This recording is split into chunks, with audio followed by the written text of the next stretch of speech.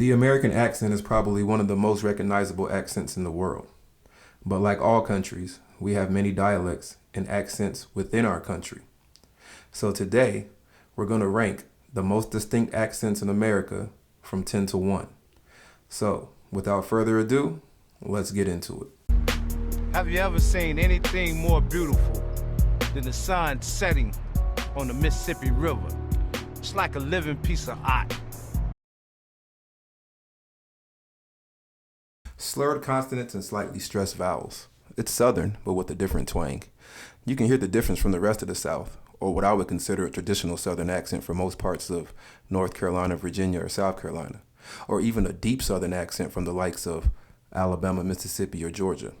The accent is even different from other parts of Tennessee like Knoxville or Nashville. You can hear this in the rich music that has come out of the area for generations, from Elvis Presley to Yo Gotti. The Memphis accent has had more of an influence on American culture than you may have even realized. A very good example of the accent is the movie Hustle and Flow. To some outsiders, it's just a Southern accent. But for people in the South like me, you can definitely hear that different twang in their speech. So if you're ever in Graceland or at the MLK Lorraine Hotel Museum, pay a little attention and you will hear the difference from what you think a Southern accent is. I'd say a lot of the country may not be able to spot this accent outside of us Southerners, but it is definitely distinct. And that is why it is ranked at number 10. Why you be like that? Throwing them off when they looking to do for you. Darn that, they playing you with that we family and it's all about love. That's how they do. Now popularized from the critically acclaimed show The Wire, the best show ever put on TV in my opinion, the Baltimore accent is somewhat similar to the Philadelphia accent but has its own uniqueness. One of the words you may hear in Baltimoreese, how it is sometimes referred to by locals, is the name of the town itself. The T and the I are removed when a native speaks, as in Baltimore. Also, the stress of the U sound in many words is a telltale sign of a Baltimorean, as in few or do. Other words you may hear are pavement, used instead of sidewalk, without the V, mind you, so it would be payment. Went up when something or someone dies, as in, my car went up last week. My car died. And the ever famous yo, referring to a person, which I have never heard used outside of the city of Baltimore. Outsiders who meet a Baltimorean may not be able to spot where they are from exactly, but will definitely notice an accent.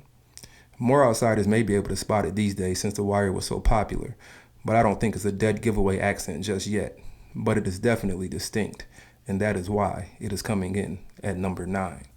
At a rap party named Freddie B, and we were really popular around the Bay. It was cassette tapes we sold. Everybody duplicating them. We was hot. The Bay Area accent is a California accent, but with some subtle differences from their neighbors to the south. Their speech is usually very rapid and a bit harder or raspier than a Southerner. Their unique words, or slang words, are probably rivaled by no other area. They have a variety of slang probably made most popular by rapper E40, who once released a dictionary with one of his albums.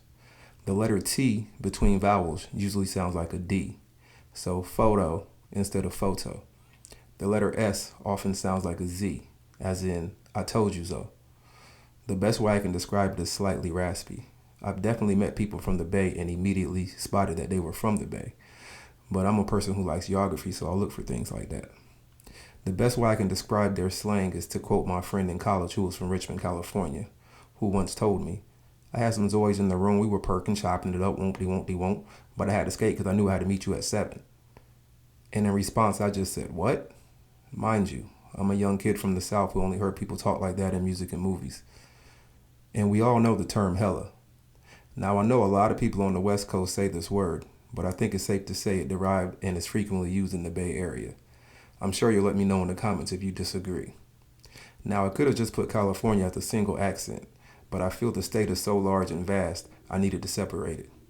I feel most people may spot a Bay Area accent, but rather would just refer to it as a California accent.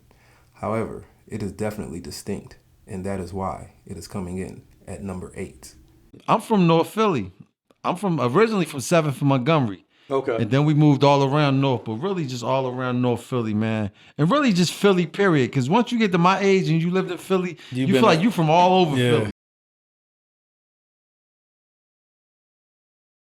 Philadelphia is one of my favorite cities and in my opinion has some of the best hip-hop artists when it comes to being a wordsmith.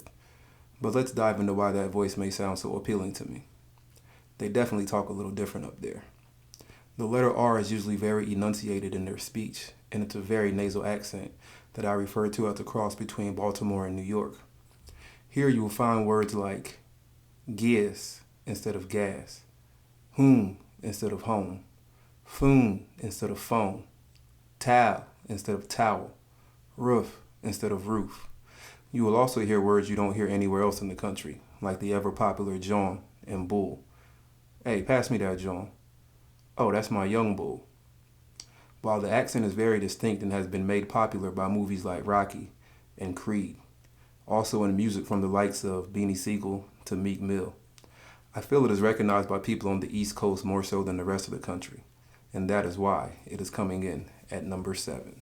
I ain't asked Rodney to come to my place, Jody. He just showed up. Now I gotta get him out because he won't leave. Yeah. You say you wanted a man at the house. I guess you happy now, huh? I ain't asked him to come, Jody. Back to the sunny beaches of California, but this time Los Angeles. Unlike Northern California, they pronounce their T's and S's as they should be. However, they still have a uniqueness to them as well. This is more so what most would refer to as the typical California accent. One distinct aspect of their speech is the enunciation of the ER sound. Mother becomes mother. Father becomes father. Murder becomes murder. The ER is very stressed. The vowels are prolonged as well. Also, the Valley Girl or Beach Boy speech derived from this area.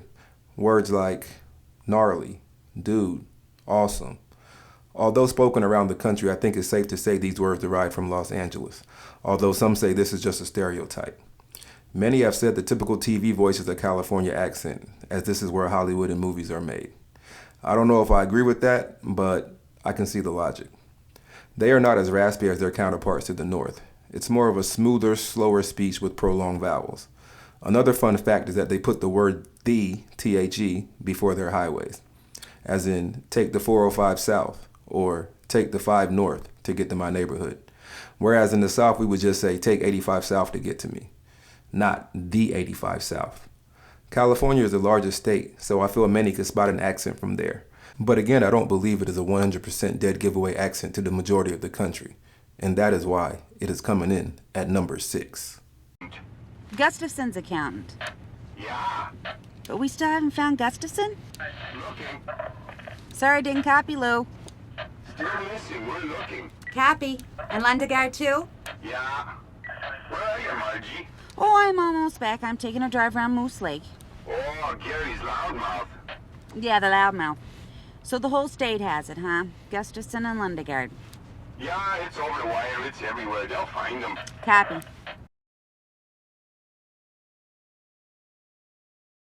From Bobby's World to Fargo, who can't spot the Minnesota accent?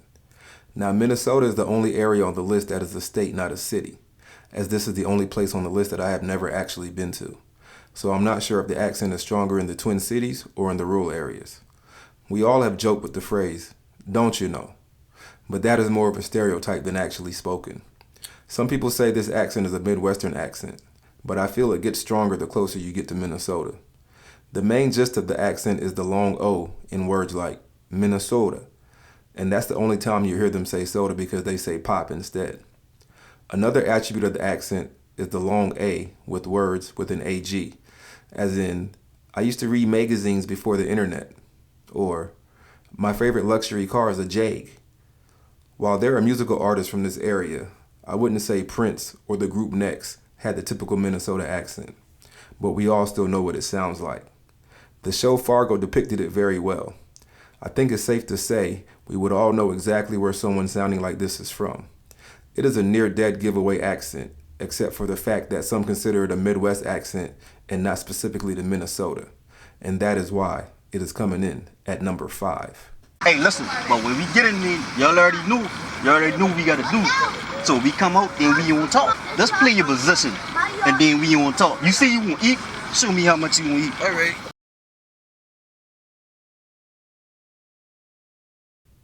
Good old Chucktown. Now, Chucktown is a little different than the rest, as this accent could even be considered a language for some. It is not only an accent, but a culture. If you have ever been to Charleston, then you know what I mean. The Gullah and Geechee languages have been mixed with typical American English, which has made the Charleston accent one of the most distinctive accents in the United States. Now, I haven't brought race or ethnicity into this list until now, as the Charleston accent is mainly spoken by African Americans. But these are the people that are of Gullah and Geechee culture. I know race and ethnicity and even age can come into play in every area when it comes to accents, but I didn't feel the need to mention it until now, as it is very particular in this city. I won't even try to do the Charleston accent, as it is very, very unique. Some would say it's very close to Jamaican, or some say it's close to New Orleans.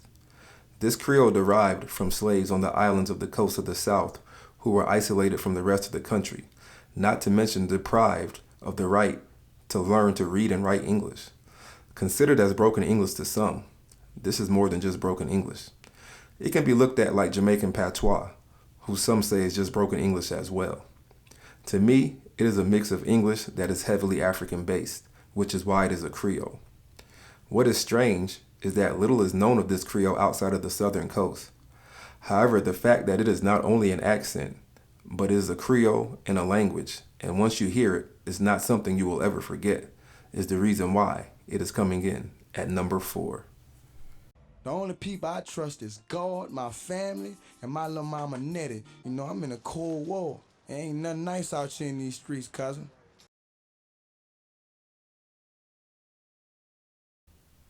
The New Orleans accent is one of the most recognized, unique, and actually controversial accents in the United States.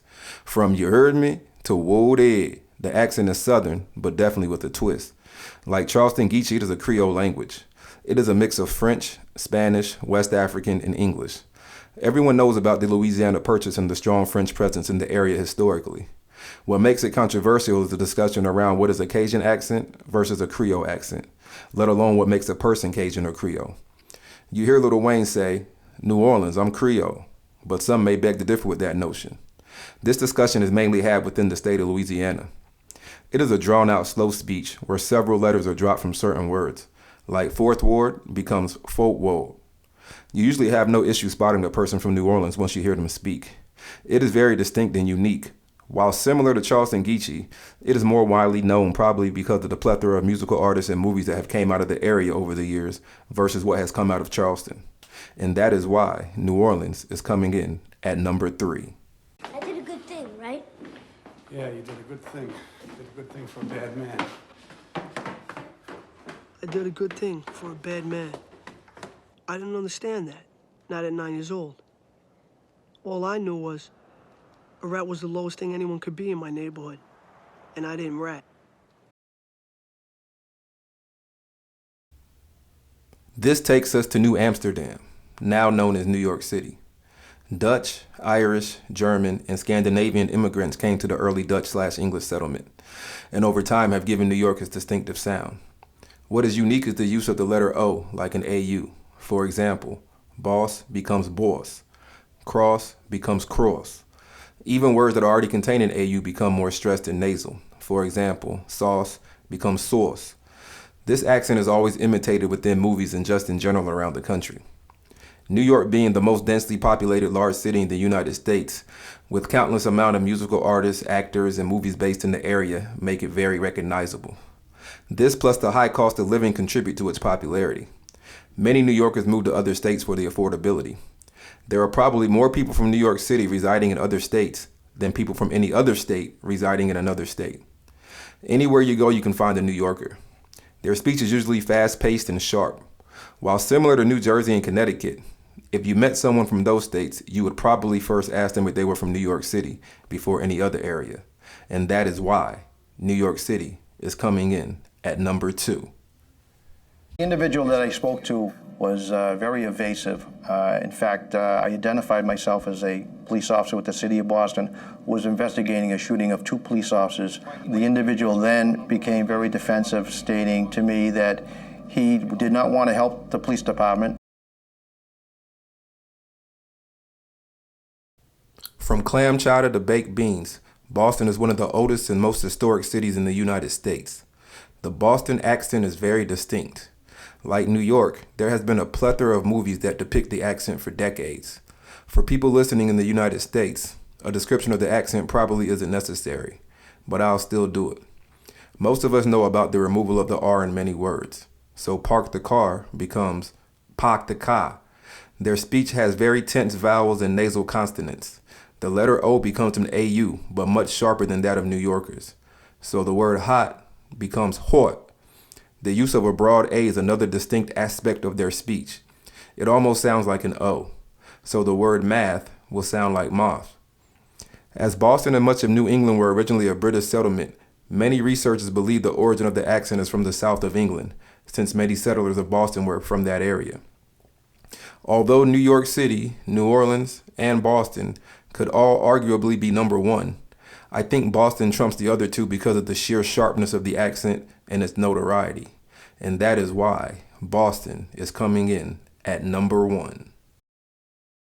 So there you have it, the top 10 most distinct accents in the United States. Let me know if you agree, if you disagree, or how you would rank them. Also, let me know if you think I left one out. The sad thing is, with the technological advancements of the internet and the world becoming much smaller, some of these accents are dying out and or changing. But for now, they are still very interesting to dissect. Please like, subscribe, and I'll see you on the next video. Why not histography?